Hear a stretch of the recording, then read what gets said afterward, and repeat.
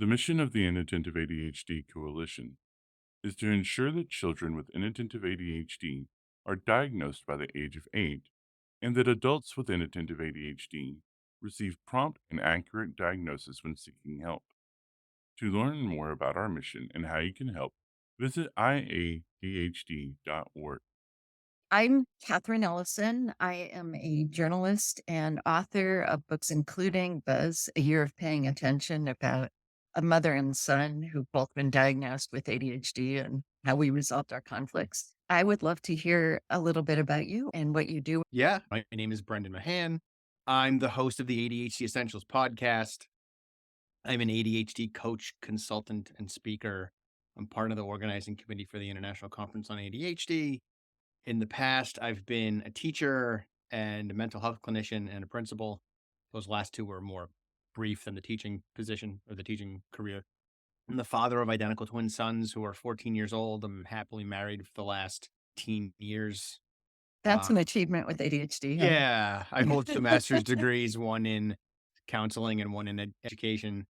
I've managed to work around my ADHD and make my ADHD work It fairly sounds like it. effectively. Yeah, I'm in a bit of a rough patch at the moment I'm getting hit by the sandwich generation. My dad's really sick. My kids have been navigating their own anxiety and mental health stuff Do your as kids they have come into ADHD? their I want to ask you how you discovered your own ADHD. How old were you when you were diagnosed?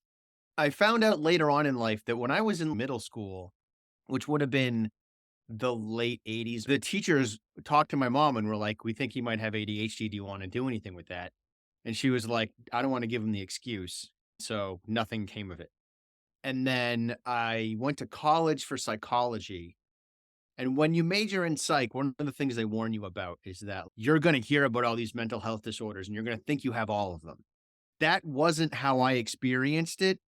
The only one that I read about and went, "That might be me," was ADHD. It was the only one that felt like it spoke to me. Then I became a teacher and learned more about what ADHD was and how it worked. It was like, yeah, that seems like a thing. I always clicked with the ADHD kids and understood them better than other teachers did and had much Did you more patience struggle? with them. Struggle as a kid, Oh, for example, yeah, I'm lucky I made it out of middle school. grades or social, most of all?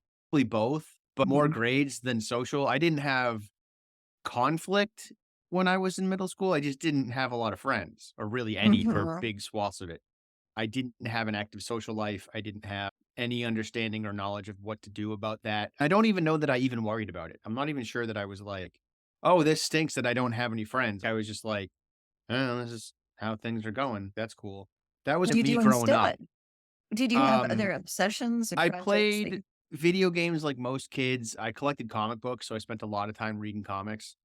I had a paper route when I was a kid. I got the job and had a paper route from 5th grade until I was old enough to work for real. That ate up about an hour every day. I got 40 bucks a week. And I did Uh-huh. start making friends. I didn't have friends at school. There were some kids that were younger than me in my neighborhood that I hung out. Only one of them was only a year younger than me and more mature than I was, like you would think with ADHD. He was like into girls and stuff in 8th grade, and I was a freshman and didn't have any care about that. Do you think you put One people off with your ADHD-ness, your mannerisms, I or your probably did, but I don't know. I don't have a good answer.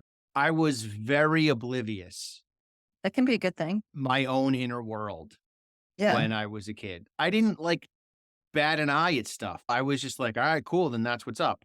I was very concrete with a lot of things. If someone told me that they were going to go out back and murder squirrels, I'd be like, why?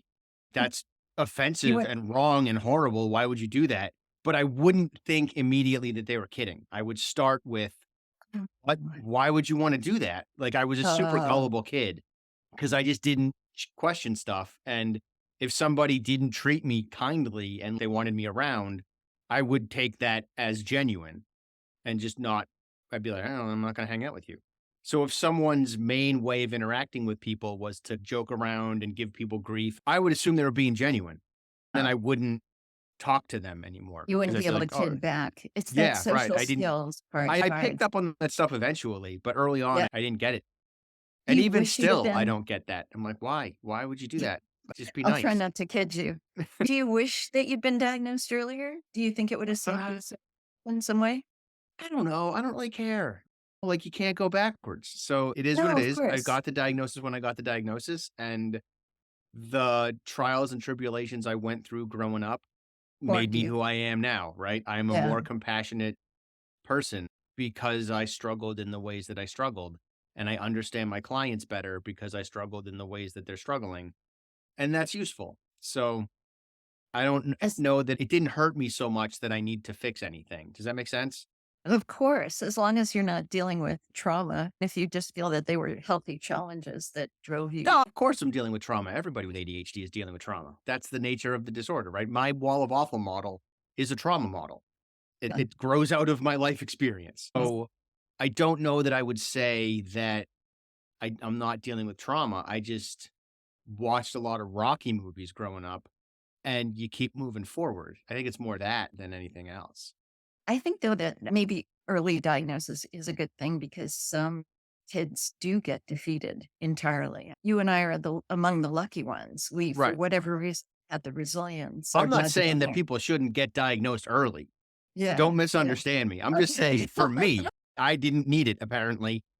Things worked out okay, so I don't feel like I need to go back in time and get an earlier diagnosis.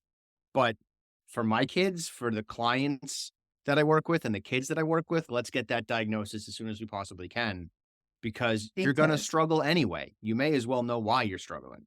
as a teacher, you must have seen kids struggling too. I wonder how much that was an inspiration to push you in the career that you've since had. Yeah, I saw kids struggle for reasons that were valid and reasons that I thought were invalid. And the invalid reasons are the ones that push me in this direction. Right? If a kid is struggling because they lack the skills to do the thing that we are asking them to do, but we're accommodating for them and we are doing everything we can to teach them the skills and things just haven't clicked yet, cool. That's a valid struggle. You're just not there yet. And we are meeting you as close as we can to where you are. But Mhm. unfortunately, you're like a freshman performing at the level of a seventh grader. And we just can't go all the way down to seventh grade, but we can go down to the beginning of eighth grade in the middle of freshman year or something. Cool. That's not a big deal. But when kids were struggling because the teachers didn't have the compassion, empathy, and understanding that they needed to serve those kids in the way that they needed to be served, that's not valid to me. That's Recently was your teaching? Like, how long ago were you a teacher? I think it's 10 years ago now. I've been doing this ADHD stuff for around 10 years. You were never a psychologist per se. You studied psychology in college. I've got a master's in counseling and a master's in education. I'm not a psychiatrist, psychologist, no. So you went straight into teaching. I'm just Right. wondering if you think that teachers lacked awareness about learning differences and for all Yeah. that we're reading in the media. Getting better.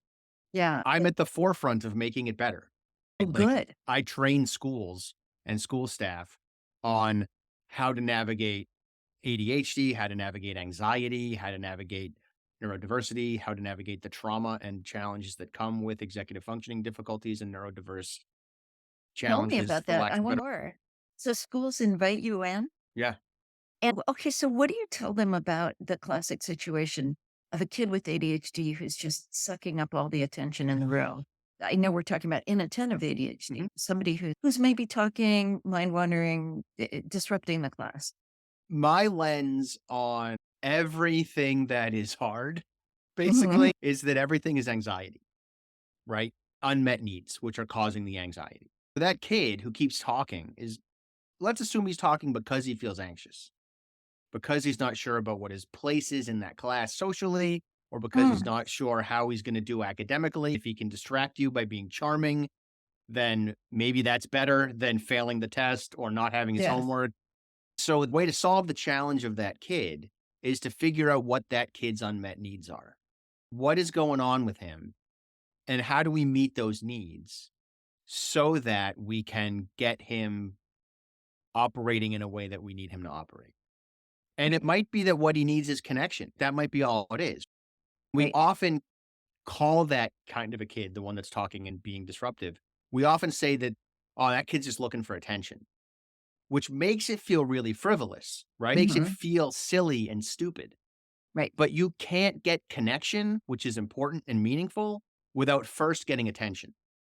So let's not talk about that kid needing attention. Let's talk about that kid needing connection. If we're more proactive in giving that kid the connection he needs, or if that connection is not going to be useful from a parent because the kid's 15, helping him get connection from his peers. I have a follow-up question for that. Do you find much compassion from teachers? Because they've got overcrowded classrooms. Maybe they'll have 30, 35 kids in the room, and you're asking them to give connection and attention to one standout kid or two or three. Right. But that kid's already a problem, Yeah. Huh? right? I'm not asking you to give that kid compassion. I'm helping you solve a problem. If the How do, way to solve that problem is yeah. to connect with that kid when they walk in the room, do it. It's a poor decision not to. That doesn't mean that there aren't teachers who push back and resist what I have to say. Like they completely do. Of Like, course, and yeah. I Yeah. don't care because they're wrong and they're allowed to be wrong. Like one of my roles when I get hired by a school district is to talk to those teachers who are so resistant and to say Yeah. the stuff that the administration can't say. You don't Interesting. have to like me. I don't have to have a relationship with you tomorrow, let alone for the rest of the school year. You can hate my guts when I walk out the door and it doesn't do anything. But if that's happening with a principal or a guidance counselor, you're going to lose that teacher because they're already not invested. They're going to get even more uninvested. I'm so glad you Also, pointed another you. voice too, right? I'm another Yeah. voice that is saying something that other people have already said and that kind of stuff. And when they push back hard enough against me, or I'm going to start asking them questions. I'm going to find out what their unmet need is because they're pushing back on me because they're anxious too. They've got an unmet need hiding inside of that anxiety that they need met. So cool. Let me help find out what your unmet need is so that you can then meet the need that is unmet in this kid. And then we're off to the races. I What can't if the always do teachers that, but I What try. if the teacher's unmet need is, I've got 35 kids in my classroom, I can't do it as it is, and now you're asking me to take extra time No, to I'm not. I'm listen to absolutely not. her. I'm not getting hired by those districts. Yeah, If their system is that broken that they've got 35 kids in a class, they don't have the funding to bring me in. They don't have interesting. the interest to bring me in because they're not committed to providing an effective education for their students. I am a need that is viewed as a nice to have. If I'm coming in to do social emotional work and teach your staff about how to navigate anxiety and executive function, it looks like a nice to have, but Yeah, it's a need. sure. And it looks like a nice to have because what I'm not going to teach you is how to more effectively deliver a classroom lesson. But That's what they this think is important. And they're wrong. The reason those lessons are breaking down is not because the teachers aren't doing it right. It's because there's unmet needs, emotional and economic and socioeconomic, that are hiding underneath those lessons and tearing the roots out of them. mm, I'm the roots, but I'm not obvious because I'm under the dirt. It's the stuff that's growing out of the dirt that most systems want to address, at least the ones that are not funded well and aren't doing it right as a system. Am I making sense? I guess I would think those unfunded schools where they have so many kids in the classrooms are the ones that most need what you're saying, Right. unfortunately. I'm happy to work with them. Yeah, They can contact yeah, me and they can talk me down from my asking price, but they got to contact me and they don't right. contact me. Another piece of this is I live in Massachusetts. Massachusetts has one of the Good best school education systems in the system. world. What do you tell the teacher? Because the friendlessness can be a real unmet need among these kids. It can be tragic. Yep. How do you tell a teacher to improve that for a child? What are ways that teachers can intervene? One, it's not the teacher's job. But It's that's a not. big unmet need, right? It is a big unmet need. And teachers can do that on of their own volition, and that's cool, but it's Mhm. not the teacher's job. What is the most a That teacher can said, do then? Yeah. you can make sure that kid has partners that are going to work fairly well with them. Often you've got the disruptive boy, right? And they take this amazingly well behaved girl and are like, Mhm, yeah, mhm. let's take the most popular girl and stick her with the least popular boy. Oh, That is not a plan. That is not going to work. They're not going to become friends. They might get the work done, but that right. kid is not going to learn any skills from that girl. Instead, pick a middle of the road kid or even one that's also struggling, which is seems like a nightmare for teachers. That kid with someone who is more at their level socially, more at their level intellectually, which might be really high, and let them work together and help them get connected to one another. That's how a friendship is going to form if what you're trying to do is help them make friends. Guidance counselors can do this with lunch bunch groups, and the parents can help their kids make friends by being willing to invite people over to the house to do whatever it is that your kid digs. If they Um, can find kids who are willing to come over and do what they like, then that means those kids like it too. An advantage that kids have now that I didn't have growing up is it's okay to walk around school with the stuff that you're into on your backpack, on a t-shirt, and you can find other kids. If you're big into Mario, even though you're right. still in high school, someone at your high school is going to have a Mario sticker on their lunchbox or their notebook, or might have a Mario t-shirt. Notice that, compliment them on it, tell them you like Mario and love playing Luigi's Mansion or Super Mario Brothers. See if that turns into something, and Yeah. don't push it, but just let that signal you that's a potential friend. Brandon, with your perspective on schools, I have to ask you this. When I was raising my boys and struggling with a decision about whether to try medication, which at the time I felt very ambivalent about. Now I feel like it's one worthwhile tool in the tool chest. But I kept hearing the same refrain, which is that if schools were better, no kid would have to be medicated. And that we're basically medicating the kid to fit into the school. That's bananas. Yeah. Yeah. That's bananas. Schools were better, no kid would need to wear Mhm. glasses. See how Also, insane that sounds? although maybe they could let them be in front Medication serves a purpose. It for helps sure. kids focus, it helps kids attend, it helps kids think critically, it helps kids tune into one thought instead of all of the thoughts that are flying through their mind. That for Medication is sure. I important agree and with all of valuable. it. I agree with all of that. I think it's an important tool. However, I think schools are so messed up in that they require very neurodiverse kids to conform to a model where you have to sit for a number of hours, meeting after meeting, which I could never do. I couldn't do it then and I couldn't do it now, even with meds. And be a generalist, do well in all different subjects. So, do you think schools have to be fundamentally changed so that they're more user friendly? They have a more universal design?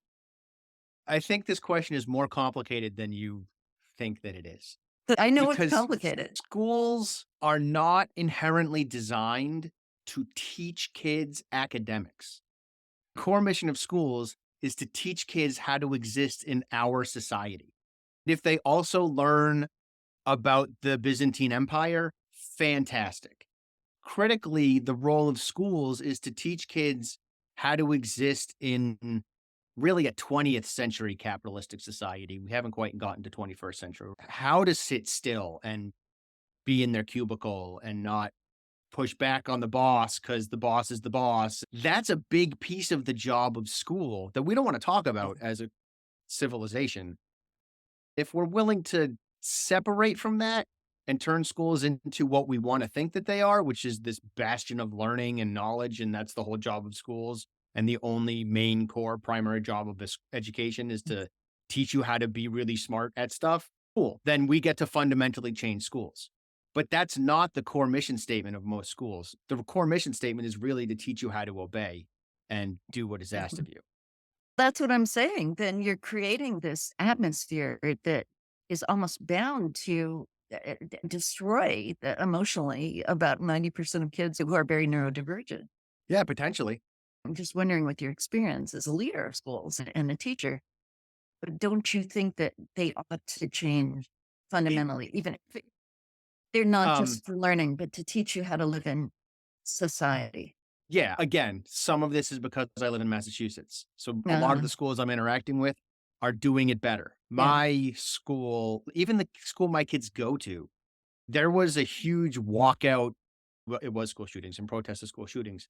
And our administration was like, yeah, cool, do it. And no one will get in trouble. We yeah, support you when you're having a voice and you know that. engaged in your right and being engaged culturally in what you feel is an important message. That's a school that is not just saying sit down and obey, right? But other states would see that as a threat and those kids are I all think going to the get vast suspended. the So, vast majority of states would see that sure. as a And there are yeah, people in Massachusetts who are up in arms about it. I'm yeah, like, I bet. when I was like, yeah, you're Yeah. wrong. This is the job of schools. The job of schools is to teach kids to figure out what they believe in and then seek to make changes in our culture. That's should be the job of schools in a way that is respectful and follows most of our societal norms and breaks the right rules, but doesn't break the more important rules. you can do this in a way that doesn't hurt people. As long Hmm. as we're doing it in a way that doesn't hurt people, even if we're breaking some rules, you're doing it the right way, at least to my lens. But there's plenty of people out there who are like, no, you broke a rule and that Mhm. makes you bad. Right. When I was growing up, that was my lens. I was like, yeah, if you break a rule, you're bad. Don't break a rule.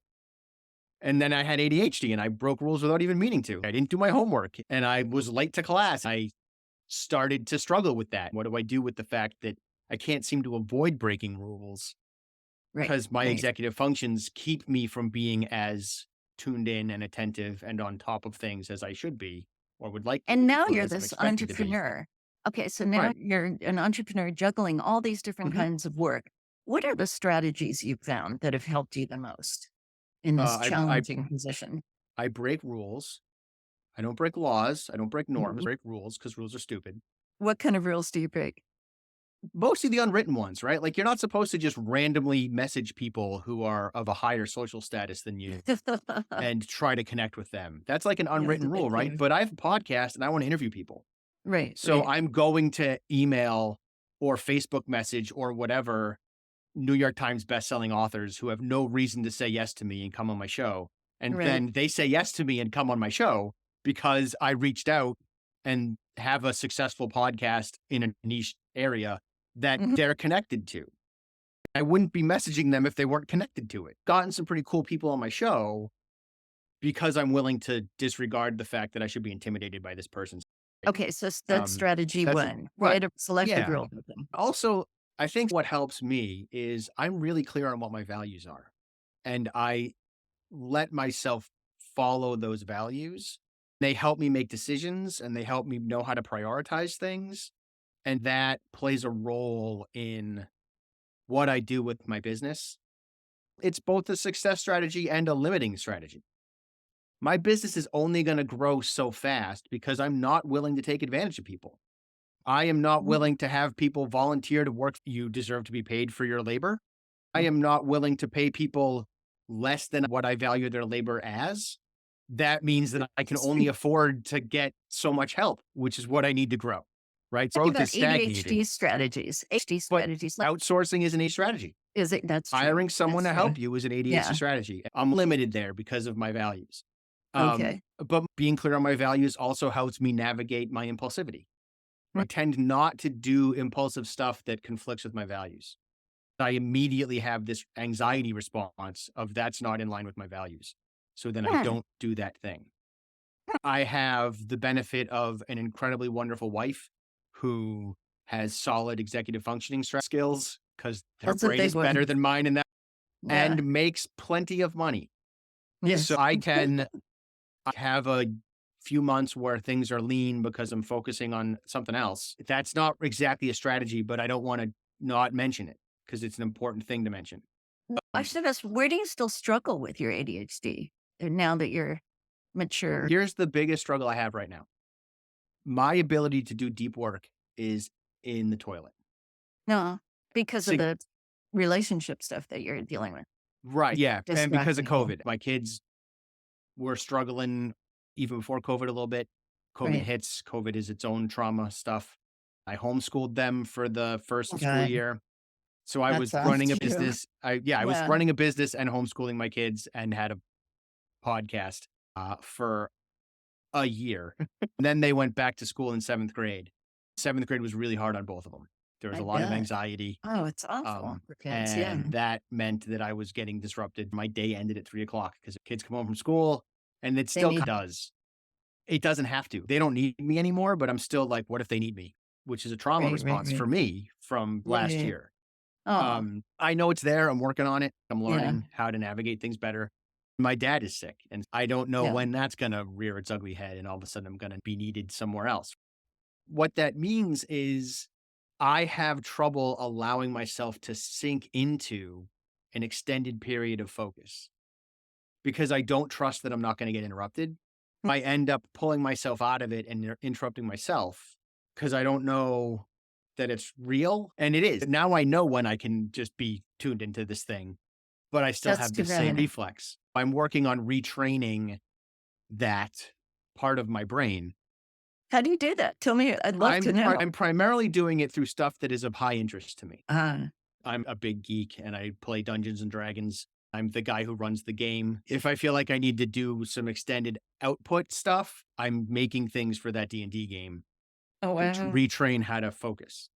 How The interesting. the Huh. podcast is a useful deep work exercise because the podcast runs itself, right? When I talk to someone like we're doing now, Have to be it's on gonna for go for an 40 hour, I minutes have to or be on, whatever. right? Then it's done. When Yeah. I have to edit it, it runs itself. I hit play and it's going. I Uh-huh. have to listen and edit. I have to attend. As opposed to if I'm editing a magazine article or a book, if I stop reading, if I stop attending, it stops. Interesting. The podcast Always stops. stop the tape. Right. But I don't, You right? have I a keep it deadline. going. Yeah. Deadlines are very useful. Helpful. Yeah. So that's one way. I'm retraining my ability to do deep work by reading stuff that is of high interest to me. I'm in the middle of a book called The Come Up, which is an oral history of the early years of hip hop because I enjoy rap music. So, You mentioned your relationship with your wife, which I yep, think I always tell my boys that who you marry is the most important decision that you'll ever make, right. bar none. Are there still areas that you're struggling with her where she gets impatient with your ADHD? Nothing beyond the pale. Nothing Nothing, beyond leaving towels on the floor or forgetting to show up at an appointment or nothing that raises to the level of conflict that is out of the norm for any happily married couple, is she right? just supernaturally patient? 15 years ago, she went to a workshop with me on ADHD That's great. and learned what ADHD is and how it works and came to see that what I was doing was not personal. It was not a sign of disrespect. It was not because I didn't care. It was because I have this disorder that makes things difficult. She has come to be able to accept my challenges and my difficulties. So if there's a pile of clothes on top of the dog crate, that's okay. There's a pile of clothes on top of the dog Wow. crate. Um, Were you type to my husband? but she also sees my strengths and what I bring to the table. I think that part of what's helpful there is the stuff that I bring to the table. We are very gender flipped in my house. I'm not bringing stuff to the table that she naturally assumes I should bring to the table because I'm a man. I am an expert in education, so I can help my kids. I can help us navigate 504 meetings. I can help us Oh my navigate God. mental health stuff at school. That's I a can help us biggie. navigate getting schoolwork done and handling when a kid gets behind and Huge. communicating with teachers. I have all of these teaching skills, including just helping my kids write an essay. I was an English teacher. Mm. That's not stuff that you would necessarily expect of a guy. Those strengths that I have are more significant because I It's have them. fantastic that she appreciates them too. Right. As a couple, we have pretty good communication. We accept each other's weaknesses and flaws. We pay attention to each other's strengths. We cheer each other on. We support one another. I am a very emotionally intelligent man. That's a rarity, yeah. Study after study shows that's really helpful for a marriage. So when I trip and fall down and I'm not emotionally intelligent, my wife is not like, why is he so inconsiderate? She's okay, he's got too much on his plate, or what's wrong, or why is this happening? She's not assuming I'm being thoughtless. She's able to see that there's got to be a reason for it. Well, you're really describing an ideal kind of relationship. That's really wonderful. Yeah, Congratulations. I'm lucky. Yeah. I'm not going to pretend that I'm not. Yeah. But Uh, that's communication. There's a lot of work that went into that luck. Do you think So, having to understand your different kind of mind helped you be more emotionally intelligent? oh yeah, Learning. Yeah. yeah. It goes And one of two ways with most folks who have ADHD, right? Not to right. make everything black and white because it isn't. There's obviously Right. gradations. But Yeah. folks with ADHD often become they've Mhm. suffered and struggled. And so they're like, I want to understand why I did. I can understand other people's struggles and challenges. That sometimes leads to people who are proactive and trying to help and maybe too much. I know I go overboard with that sometimes. Some of us who get really empathetic shut down and are like, I can't care about people. I Mhm. can't. I don't have the space for it. It's too overwhelming and it And hurts some are too just much. too So I'm going to cut off. distracted. Some of us are Some too never distracted. work it out to Right. that Right. level.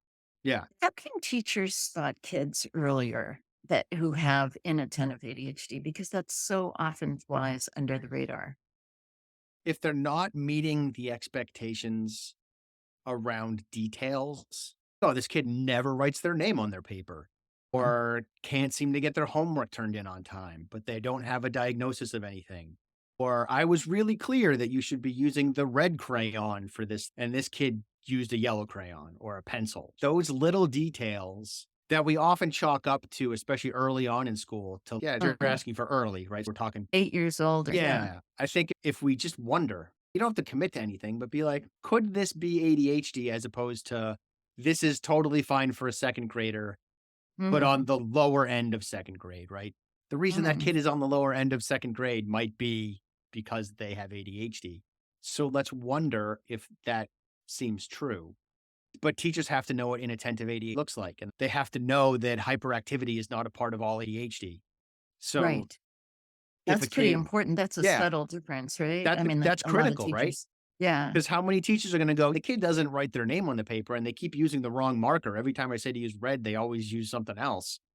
And sure, Maybe they're they never stupid, can never right? find their lunch when it's time to go Yeah, to lunch, but they can sit still. So clearly they don't have right, ADHD. Like that, right, we got to kick that bias out if we want a teacher to be able to look for inattentive.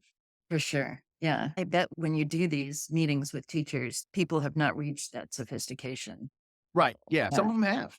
yeah, One of the challenges that I have when I go to schools is if I'm like a volunteer training, you can come if you want to come or not come. Ones that come to my session oftentimes already know the stuff they need to know. They don't know as much as I know, right, but they know enough. And the right, 'cause ones, they're yeah, and the ones yeah. who don't know enough don't come to my session because it's not interesting to them. They're somewhere else and they're not getting stuff that would help them every day in the classroom. Well, I think we've reached our limit, but is there anything you wanna add? Any nugget from your own journey that you think would be great advice to our listeners? I think the thing that helps me the most, these are some core assumptions that I provide to my parent groups and my clients.